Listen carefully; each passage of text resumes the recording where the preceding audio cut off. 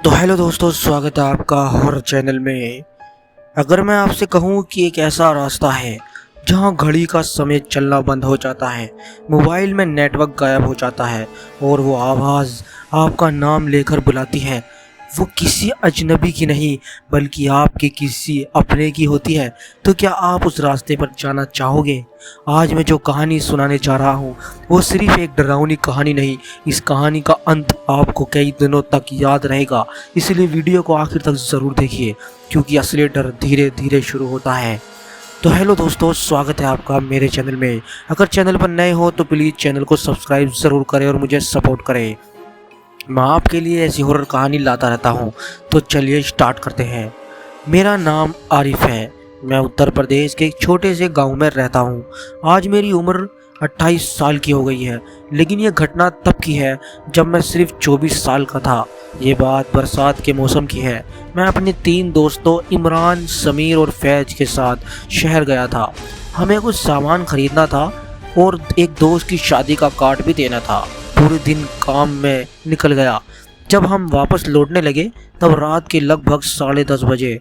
शुरुआत में मौसम बिल्कुल साफ था, लेकिन जैसे ही हम शहर से बाहर निकले आसमान में काले बादल छा गए।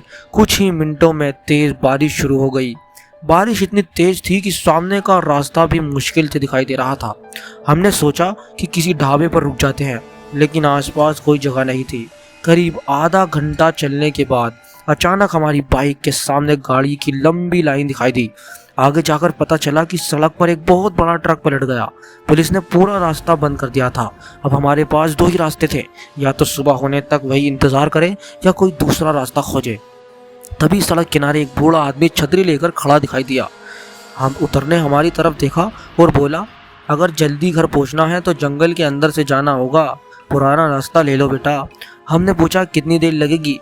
वो बोला 15 से 20 मिनट। अब हम सब खुश हो गए, लेकिन अगले ही पल बूढ़े का चेहरा गंभीर हो गया।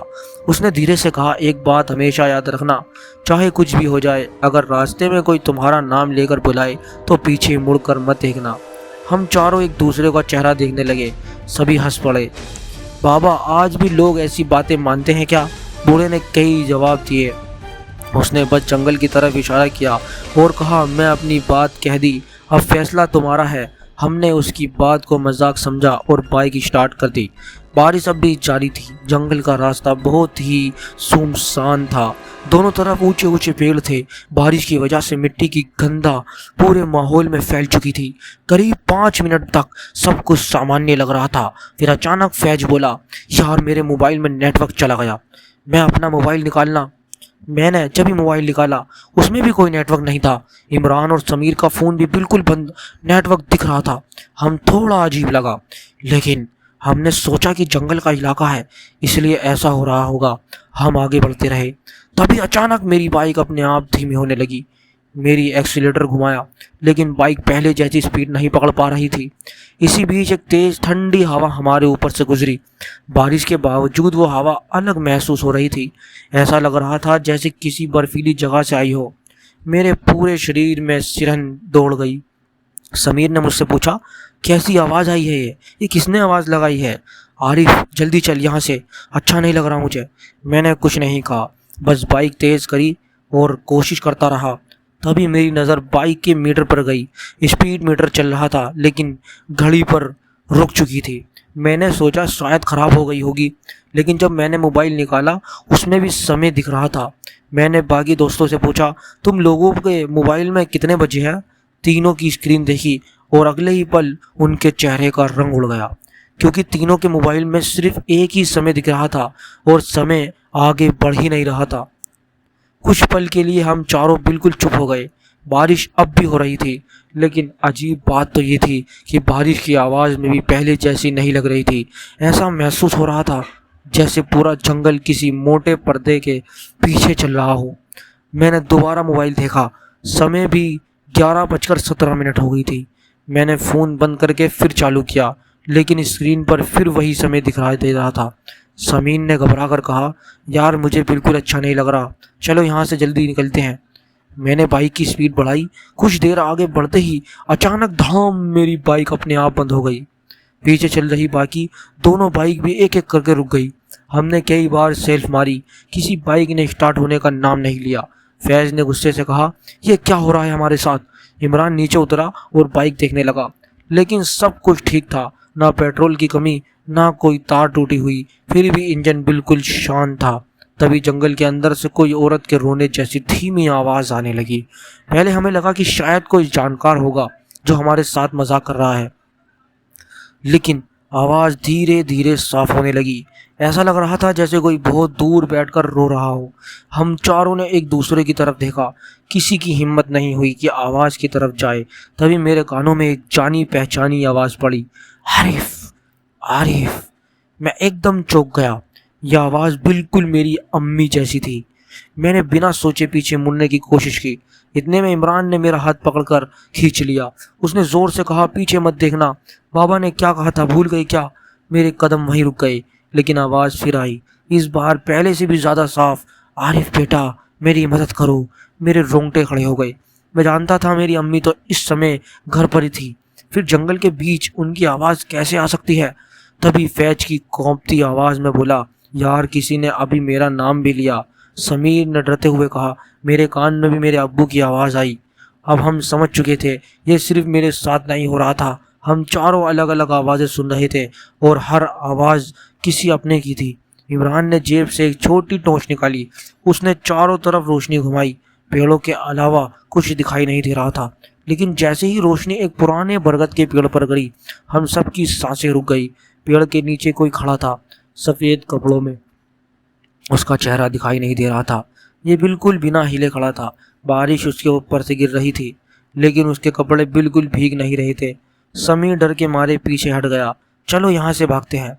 हमने दोबारा बाइक स्टार्ट करने की कोशिश की और हैरानी की बात, इस बार तीनों बाइकें एक साथ स्टार्ट हो गई। हमने बिना समय गवाए वहां से निकलना शुरू किया, लेकिन मुश्किल अभी खत्म नहीं हुई थी। करीब 2 मिनट बाद हम उसी बरगद के पेड़ के सामने फिर पहुंच गए। हम सब एकदम रुक गए। इमरान बोला, ये कैसे हो सकता है? हम तो सीधा रास्ता पकड़ कर आए थे, फिर वापस इसी जगह घूमकर कैसे आ गए? फैज ने डरते हुए पीछे देखा। इस बार वहां कोई नहीं था, लेकिन पेड़ के नीचे गीली मिट्टी पर 4 नहीं 8 पैरों के निशान बने हुए थे। 4 निशान हमारे थे और 4 किसी ऐसे इंसान के जो पूरे रास्ते हमारे साथ साथ चल रहा था, लेकिन हमने उसी कभी नहीं देखा था। मैंने कांपती आवाज में कहा, अब 1 सेकंड भी यहाँ नहीं रुकना है। हमने फिर बाइक दौड़ा दी। इस बार किसी ने पीछे मुड़कर नहीं देखा, लेकिन कुछ ही देर बाद हम सबको साफ साफ ऐसा महसूस होने लगा जैसे कोई हमारी बाइकों के बिल्कुल पीछे दौड़ रहा हो। उसके कदमों की आवाज़ बारिश से भी ज़्यादा साफ सुनाई दे रही थी, थप थप थप। और अचानक कंधों पर किसी ने बहुत ठंडा हाथ रख दिया।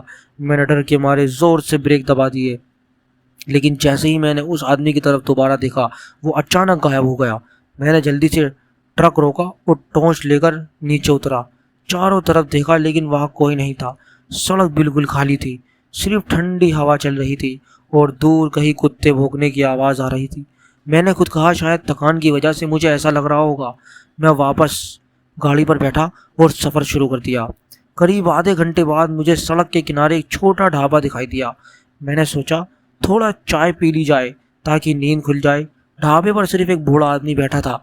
उसने मुझे देखते ही कहा, बेटा तुम तीनों ये कहाँ जा रहे हो इतनी रात को? इस रास्ते से जाना सही नहीं है। मैंने मुस्कुराते हुए पूछा, क्यों बाबा? बूढ़े ने मेरी आंखों में देखते हुए कहा, आज से कई साल पहले इस सड़क पर एक ट्रक का बहुत ही भयानक एक्सीडेंट हुआ था। उस हादसे में ड्राइवर और उसका छोटा बेटा दोनों की मौत हो गई थी। लोग कहते हैं आधी रात के बाद वो ड्राइवर आज भी राहगीरों से लिपट मांगता है।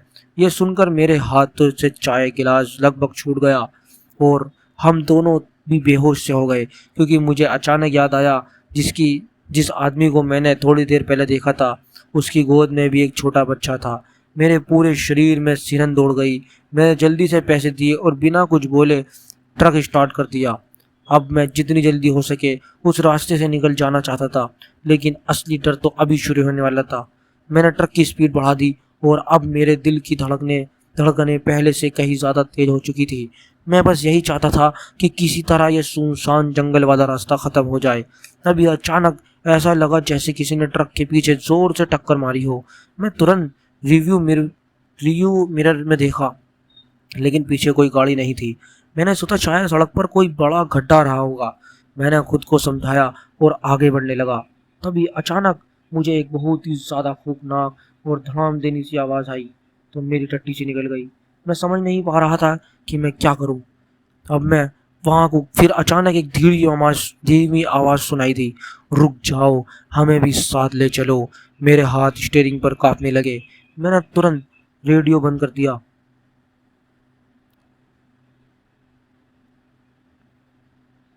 उसकी सांसें रुक गई। ट्रक के पीछे बिल्कुल बीच सड़क पर वह आदमी खड़ा था और उसकी गोद में वही छोटा बच्चा था। लेकिन इस बार दोनों के चेहरे साफ दिखाई दे रहे थे। उनकी आंखें पूरी तरह काली थी और दोनों बिना पलक झपकाए मेरी तरफ देख रहे थे।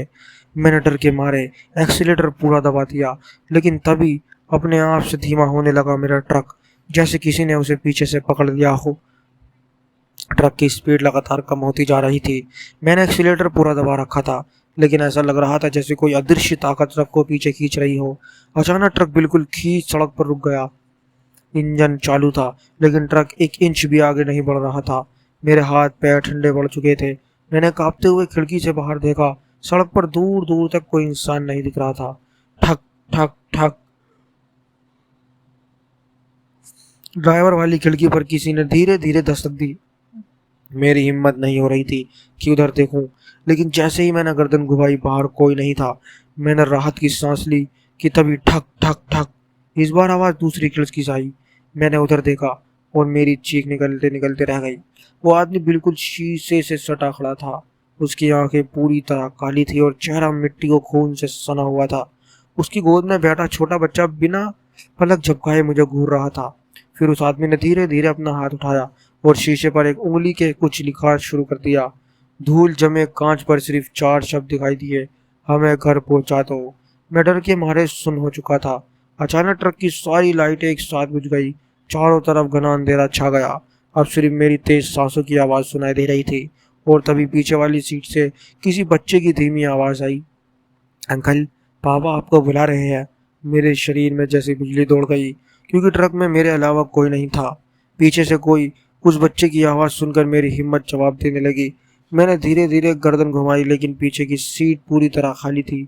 एक पल के लिए मुझे लगा कि शायद डर की वजह से मुझे वहम हो रहा है। तभी ट्रक के बीचों बीच मेरी ये ऐसी आवाज़ें मुझे सुनाई दे रही है। तभी ट्रक के केबिन में अचानक बर्फ जैसी ठंडी हवा भर गई।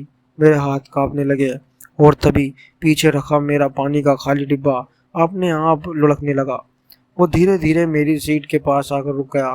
मैंने डरते हुए उठाने के लिए हाथ बढ़ाया ही था कि ट्रक का पिछला दरवाज़ा अपने आप खुल गया। मैंने शीशे में देखा तो पीछे अंधेरे में 2 परछाई खड़ी थी, एक लंबे आदमी की और एक दूसरा एक छोटे बच्चे की। दोनों बिल्कुल चुप थे और अचानक दोनों परछाई धीरे धीरे ट्रक की तरफ बढ़ने लगी। मेरे दिल की धड़कन इतनी तेज हो चुकी थी कि उसकी आवाज़ मुझे साफ सुनाई दे रही थी। मैंने तुरंत बिस्मिल्लाह पढ़ा और अल्लाह की दुआ मांगने लगा। उसी समय ट्रक का इंजन अपने आप जोर से गुजरा। हेडलाइट फिर से जल उठी, लेकिन अब सामने जो दिखाई दिया उसे देखकर मेरे होश उड़ गए। सड़क के बीचों बीच एक पुराना टूटा फूटा ट्रक खड़ा था। उसका अगला हिस्सा पूरी तरह पिचका हुआ था, जैसे कई साल पहले उसका बहुत भयानक एक्सीडेंट हुआ हो। और सबसे डरावनी बात पता क्या है?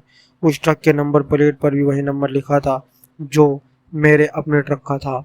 मेरे मुंह की आवाज़ तक नहीं निकली। क्या मैं किसी पुराने हादसे को अपनी आंखों से देख रहा था या फिर मेरे साथ वही होने वाला था? मेरे सामने वही टूटा हुआ ट्रक खड़ा था जिस पर मेरे ही ट्रक का नंबर लिखा था। मेरे शरीर में सिरहन दौड़ गई। मैंने तुरंत अपनी आंखें बंद कर ली और अल्लाह से दुआ मांगने लगा। कुछ सेकंड बाद जब मैंने दोबारा आंखें खोली तो सामने का वह टूटा हुआ ट्रक गायब था। सड़क फिर से बिल्कुल खाली थी। मैंने बिना एक पल गवाए ट्रक स्टार्ट किया और पूरी रफ्तार में वहां से निकल गया। करीब आधे घंटे बाद मुझे पुलिस चौकी दिखाई दी। मैंने ट्रक रोका और पूरी घटना पुलिस वालों को बताई। मेरी बात सुनकर वह मौजूद एक बुजुर्ग पुलिस अधिकारी कुछ देर तक चुप रहे।